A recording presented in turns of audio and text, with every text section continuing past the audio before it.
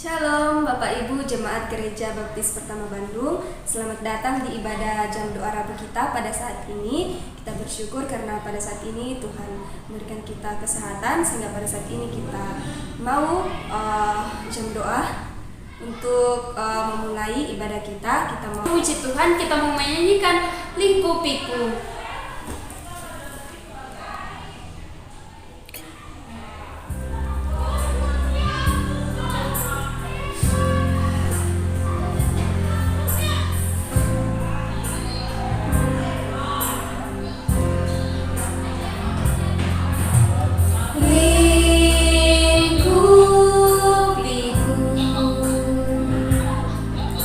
dengan sayang.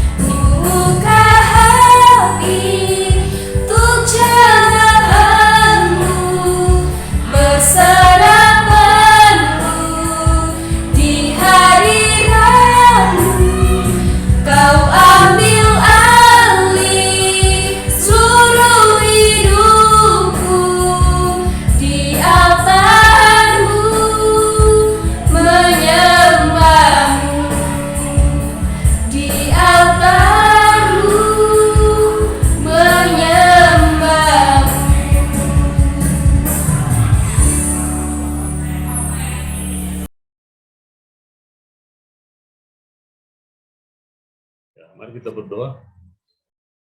Bapa di dalam surga, terima kasih Tuhan. Sore ini kami boleh berkumpul walaupun lewat Zoom, tapi biarlah Roh Kudus memberi semangat, memberikan ketenangan, memberikan roh yang selalu mau mendengarkan kebenaran Tuhan. Dan biarlah melalui pembacaan 3 ayat ini Tuhan, kami disegarkan lagi untuk maju mendoakan jemaat yang berada dalam situasi yang kurang baik. Terima kasih, kami serahkan waktu ini dari awal sampai akhir ke dalam tangan. Dalam Yesus kami berdoa. Amin. Selamat sore Bapak Ibu yang dikasihi Tuhan.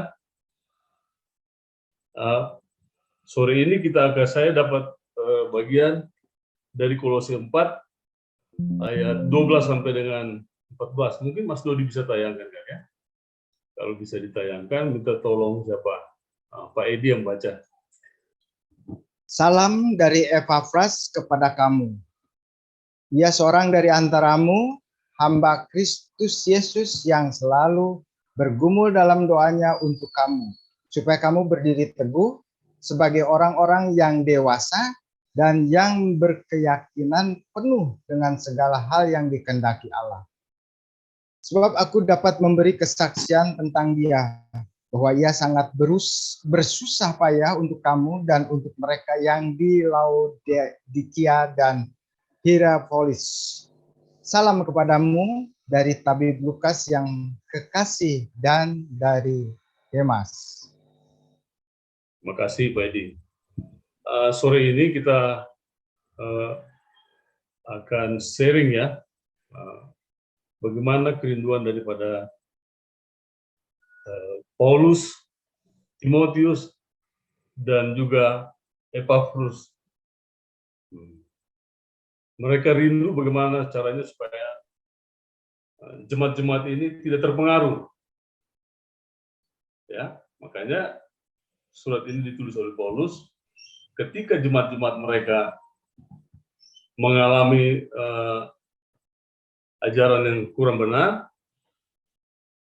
Epafras maju ke Paulus, bercerita, membagikan pergumulannya.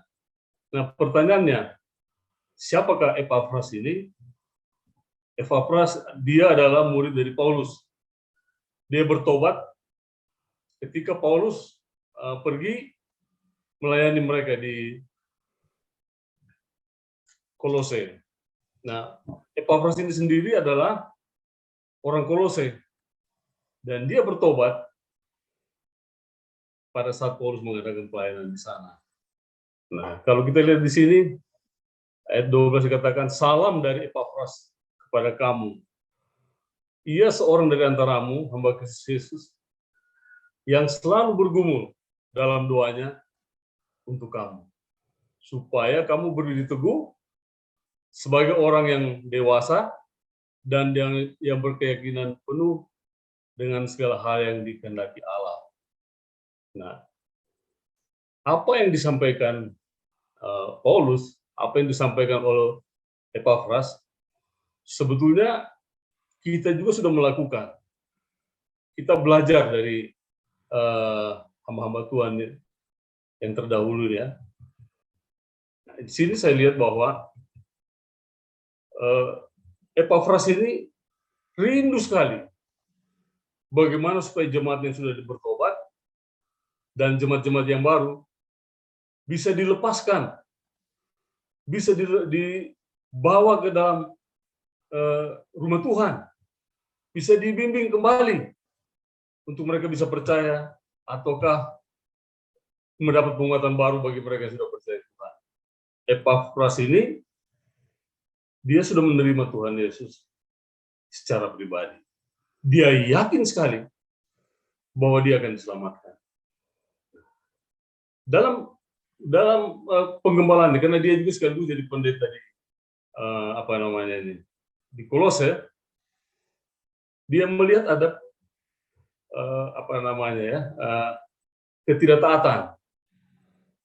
Sudah mulai belok. Sebagian besar jemaat sudah mulai mendengar bagaimana kalau situasi begini kita tidak bisa mengatasi? Mereka mencoba mencari Allah-Allah lain. Dan inilah yang melatar belakangi kenapa Epafras begitu sungguh ya, dikatakan dia bergumul. Yang berarti ada satu keinginan yang kuat bagaimana supaya jemaat-jemaat yang dilayani ini mereka kembali ke pengajarannya yang benar. Ya. Tidak mungkin ya kalau kita sendiri belum merasakan damai, sukacita pada saat kita menerima Kristus itu, tidak mungkin kita bisa bagikan sama orang lain. Tapi kalau kita sendiri sudah mengalaminya, pasti kita rindu supaya orang lain juga bisa diselamatkan. Walaupun misalnya di dalam Matius 28 ayat 18-20 dikatakan, kepada aku sudah diberikan kuasa di langit dan di bumi. Karena itu pergilah, jadikanlah semua bangsa muridku, ajarlah, baptislah mereka, dan ketahuilah, aku menyertai engkau. Saya setelah terima Tuhan tahun 82, saya nggak takut sama kuasa Tuhan. Setiap kali saya masuk di satu daerah baru, atau masuk di dalam satu lingkungan yang baru, saya berdoa, dalam nama Tuhan Yesus, semua kuasa gelap yang ada di dalam kompleks lingkungan atau dalam rumah ini, saya matikan kuasa yang tidak boleh berkuasa dalam saya. Dan masuk, baru damai. Baru damai. Nah, ini penting kita di sini. Kita lihat latar belakangnya. Ada juga pendeta-pendeta zaman sekarang ya, dia nggak peduli. Jemaatnya sudah salah, tidak diperingati, tidak dikunjungi. Nah, saya lihat di sini bahwa apa yang dilakukan oleh Paulus, Timotius, dan juga Epafras ini satu kerjasama yang baik. Paulus pun senang. Dia mendapat berita bahwa keadaan di lapangan, keadaan di jemaat yang ada di Kolose ini sudah mulai bergeser sedikit. Dan dia ingatkan untuk jemaat-jemaatnya juga bagaimana menghormati Epafras yang begitu sungguh-sungguh bergumul katanya untuk jemaatnya. Inilah di zaman, saya ingat 30 tahun yang lalu, 30 tahun yang lalu, kami ada di satu gereja. Bergumul waktu itu. Kita dipaksa untuk berbahasa lidah. Saya tetap kepada pendidikan saya, tidak bisa. Itu bukan sesuatu yang diajarkan. Kalaupun ada, itu spontan. Dan harus untuk digunakan untuk pekabaran Injil. Akhirnya karena tidak cocok, kita berdoa. Setelah 2 tahun berpisah, 3 tahun berpisah, akhirnya kita gabung dengan gereja baptis. Dan saya merasa damai. Ya, pasti mungkin karena banyak juga teman-teman yang mendoakan saya untuk bisa berada di sini. Ya. Kadang-kadang situasi membuat kita bergantung sungguh kepada Tuhan. Kami, kalau saya perhatikan, memang begitu ya siklusnya. Pagi, malam, siang, pagi, malam, siang. Tidak pernah sempurna. Kalau pemazmur bilang dalam Mazmur 19 ayat 71 dikatakan gitu. Bahwa aku tertindas itu baik bagiku, supaya aku memperhatikan perintah-perintah Tuhan. Secara ekonomi, bagus. Dalam bergaul dengan komunitas kita, bagus. Tapi ada saja selalu dalam rumah tangga, itu dalam gereja, yang harus kita bayar dengan doa yang kencang sekali. Saya kira ini Gereja Baptis 10 tahun terakhir ini, inilah yang kita lakukan. Mengutus, mengunjungi, mengutus, menguatkan, melatih hamba-hamba Tuhan yang ada di daerah. Dan ini sangat menolong sekali. Karena ketika kita tidak melayani, kita akan kering. Ingat ya, ketika kita nggak melayani, kita akan kering. Kenapa? Firman Tuhan itu pedang bermata dua. Pada saat kita bagikan firman Tuhan kepada orang lain, pada saat itu juga kita menasihati diri kita. Jadi, jangan sedih, jangan ada masalah, jangan ada mau dengan suara iblis, tapi kita tetap berdoa. Filipi 4 ayat 13 mengatakan, segala perkara dapat kutanggung di dalam Dia yang memberikan kekuatan kepadaku. Segala, tidak dikatakan satu saja, tidak dikatakan dua, tapi segala perkara dapat kutanggung karena Yesus. Jadi, mari kita belajar bagaimana supaya kita melihat hal ini. Mungkin saya kurang lebih ada 15-17 tahun di sini. Waktu tahun 92 saya ke Gereja Baptis, parkir nggak cukup. Betul-betul banyak. Dan kalau kita lihat sekarang, ada banyak jiwa-jiwa baru yang masih muda-muda. Dan mari kita jangan kecil hati. Mungkin ada sudah pergi ke gereja lain, kita berdoa untuk mereka. Ada yang sakit hati, ekonomi, ataupun mereka tertekan oleh masalah-masalah yang berat. Tuhan mau kita seperti Epafras, mendorong, mengunjungi mereka. Ada beberapa jemaat kami kunjungi, Pak Abraham, kami mungkin belum ke gereja dulu. Masih takut, masih trauma. Tapi satu teman bilang begini, tapi kalau ke mall, semangat. Ke gereja, nggak berani. Nah, kita janganlah seperti begitu ya. Tentunya kita tetap harus berjaga-jaga, tapi kita harus datang. Kita harus berdoa. Banyak kemalangan dialami orang benar, tapi Tuhan meluputkan dia dari semuanya. Apa yang perlu kita takut? Masalah pasti ada. Masalah pasti ada. Tapi kalau kita datang kepada Tuhan, dalam Matius 11:28 dikatakan begitu, marilah kalian semua, kira-kira kalau bahasa Indonesia, aku akan memberikan kelegaan kepadamu. Tinggal kita pilih, mau tetap di dalam masalah, atau datang kepada Tuhan. Nah, saya kira itu saja sebagai pengantar bagi kita. Mari kita terus. Tidak ada manusia yang tidak punya pergumulan. Firman Tuhan bilang, semua manusia sudah berdosa. Hanya beda-beda. Ya. Nah, saya pikir sampai situ saja dulu.